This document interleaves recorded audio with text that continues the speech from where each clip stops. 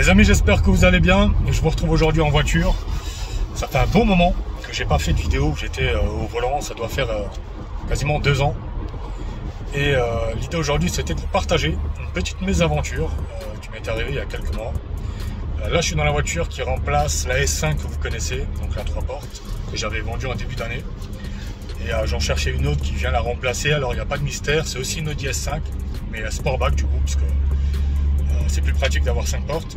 Mais sinon, c'est le même moteur. Elle est un peu plus récente, mais je prendrai le temps de vous la présenter. Et donc, je l'avais acheté il y a quelques mois en arrière et j'en avais profité pendant à peu près une dizaine de jours avant que cette mésaventure tombe sur moi. Puisqu'un soir, j'ai voulu faire une petite virée nocturne. Genre, il était 23h30. Je me suis dit, vas-y, une petite virée nocturne. J'habite dans le 91. Je me suis dit, vas-y, je vais faire un tour à Paris, de faire la boucle du périph' et rentrer chez moi. Du coup, je fais mon petit trajet. J'arrive du côté de Saint-Ouen, là où j'habitais. Je me suis dit, tiens, je vais faire un petit tour là-bas pour voir ce qui a changé. Je me prends à bouffer, puis je reprends la route pour rentrer chez moi. Donc, de terminer à la boucle du périph'.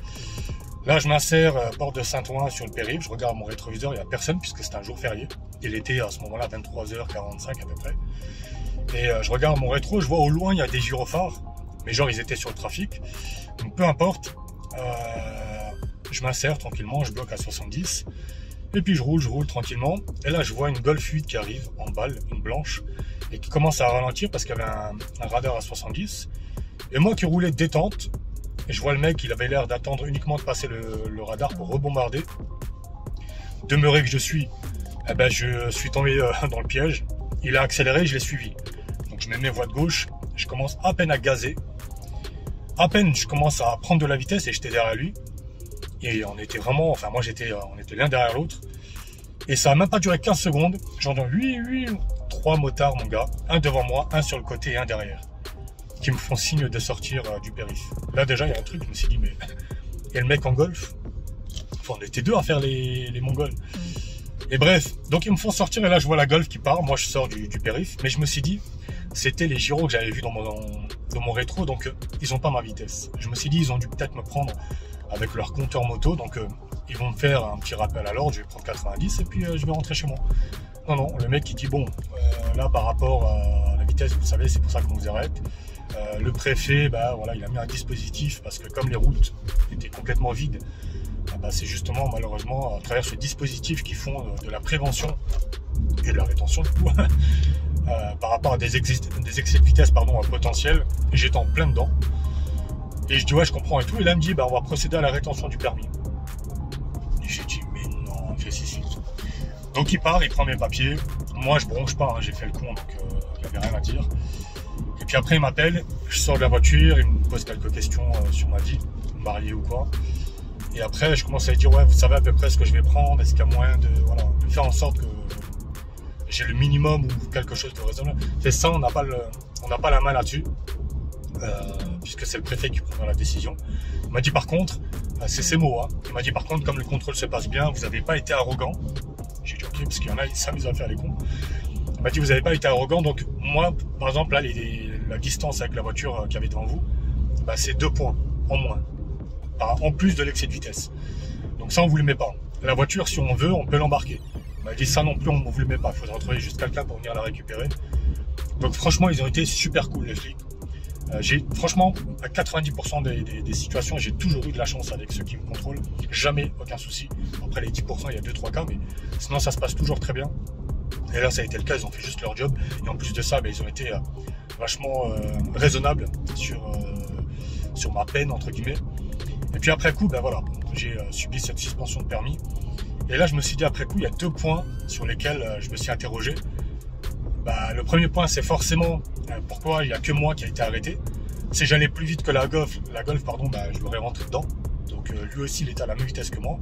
Et deuxièmement, si quelqu'un, comme il a dit, parce qu'apparemment c'était des collègues à lui qui étaient sur le pont, quand tu passes un coup de pistolet, de jumelle sur un mec, c'est la première voiture dans un premier temps, après tu scannes la deuxième, on avait la même vitesse. Rien n'empêchait que tous les deux soient mis en tort, sachant qu'ils étaient 3 en plus, 3 motards. Et je vous dis ça parce que pendant ma suspension, j'étais passager avec un pote à moi, et là je vois 2 bagnoles qui passent comme des balles. Même pas 15 secondes après, je vois il y a deux motards qui passent à côté de nous, et qui sont allés les arrêter tout simplement. Et ben, quand on les a vus sortir, ils étaient deux. Les deux voitures, l'une derrière l'autre, avec un moteur devant, un moteur derrière, et ils les ont sortis. Moi, dans mon cas, malheureusement, j'ai été le seul à avoir pris pour cette vitesse, on va dire. Et honnêtement, franchement, j'ai vraiment fait le con. Je vous invite grandement à faire super attention sur la route, surtout quand il y en a un qui s'amuse avec vous et qui tente de faire la course avec vous, quoi que ce soit. Le risque est beaucoup trop gros, les conséquences sont beaucoup trop lourdes, même si, honnêtement, j'ai pas à me plaindre. J'ai la chance de travailler depuis la maison. Et puis pour emmener ma fille en crèche, il y avait un bus qui me ramène de chez moi jusqu'à la crèche. Donc sur ça, j'ai pas à me plaindre.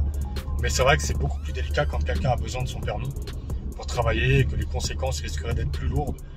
Moi, j'ai pas eu ce problème-là. Et puis voilà, j'ai amplement mérité ce qui m'est arrivé parce que honnêtement, faire le con sur nos routes. Après, je vous ai dit, la route était dégagée. Je suis pas non plus le mec qui va prendre des risques. J'avais mes 12 points, j'avais une Audi S5 pendant 3 ans avec le même moteur que celle-là. J'ai jamais eu aucun souci. C'est juste ce soir-là. Mauvais timing. Après, j'avais pas l'application Waze qui aide beaucoup. Mais honnêtement, je vous invite grandement à ne pas réitérer ma connerie. Les risques sont beaucoup trop gros pour à peine quelques secondes. Autant aller sur circuit et se faire littéralement plaisir. Ou sur l'autobahn, puisque sur l'autobahn, vous le savez, on peut tartiner comme jamais. Celle-ci, quand je suis allé la récupérer, j'ai tapé une pointe à 255 tranquillement. Alors que je venais de l'acheter, juste pour voir un petit peu ce qu'elle avait dans le sac, alors qu'elle en avait encore.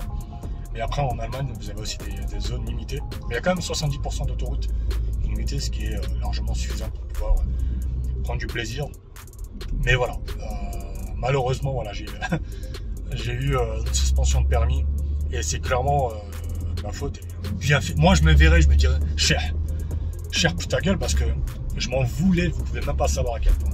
Et là, clairement, ça calme direct. Donc moi, je vous partage au fait cette story parce que c'est souvent, on a tendance à vouloir peut-être prendre du plaisir sur la route sans se soucier de ce qui peut nous arriver. Moi, je vous partage cette mauvaise expérience pour vous faire partager ce message de prévention où ça ne sert strictement à rien. Prendre du plaisir, c'est d'aller sur circuit, comme je vous ai dit, sur l'autobahn. Mais le risque de s'amuser avec quelqu'un, vous risquerez de le payer tellement cher. Donc honnêtement, ça en vaut pas le coup. Et évidemment, on a aussi la possibilité de s'amuser aussi sur nos simus sans ni se planter, ni mettre la vie des gens en danger. Et c'est aussi pour ça que certains me disaient, ouais, quand est-ce que tu me présentes ta voiture? J'aurais bien aimé. Sauf que moi-même, là, je suis à peine encore en train de la découvrir, puisque là, j'ai récupéré mon permis il y a déjà un petit mois, un peu plus d'un mois. Mais voilà, j'ai voulu prendre aussi le temps, lors d'un trajet, de vous partager cette mauvaise expérience.